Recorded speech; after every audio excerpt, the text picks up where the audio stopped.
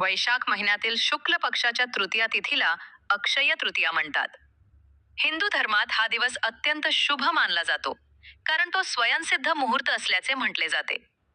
या दिवशी कोणतेही काम सुरू करण्यासाठी विशेष शुभ मुहूर्त शोधण्याची गरज नाही. असे मानले जाते की या दिवशी केलेले प्रत्येक काम यशस्वी होते आणि केलेले कोणतेही दान कधीही व्यर्थ जात नाही.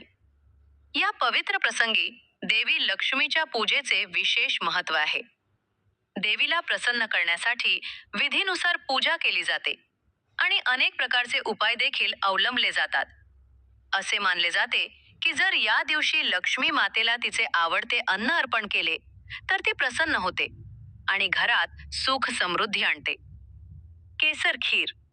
अक्षय तृतीयेच्या दिवशी देवी लक्ष्मीला गाईच्या दुधाने तयार खीर, ज्यात केशर, वेलची आणि मेवे घातलेले असतील, ती अर्पण करावी. खीर देवीला अत्यंत आवडते. खीरीची नैवेद्य दाखवल्याने जीवनात सुख, शांती, समृद्धी आणि यश प्राप्ती होते. शिरा. रवा किंवा गव्हाच्या पिठापासून बनवलेला शिरा देखील देवी लक्ष्मीला अर्पण केला जातो. असे केल्याने घरात धन आणि समृद्धी वाढते आणि सौभाग्य प्राप्त होते. नारळ. लक्ष्मी देवीला नारळ खूप आवडतो. अक्षय तृतीयेला नारळ किंवा नारळापासून बनवलेल्या मिठाई, जसे की बर्फी किंवा लाडू अर्पण करणे अत्यंत शुभ मानले जाते. मखाणे किंवा पांढऱ्या रंगाची मिठाई. देवीला या दोन्ही वस्तू खूप प्रिय आहे. याने सुख, समृद्धी आणि शांती प्राप्त होते.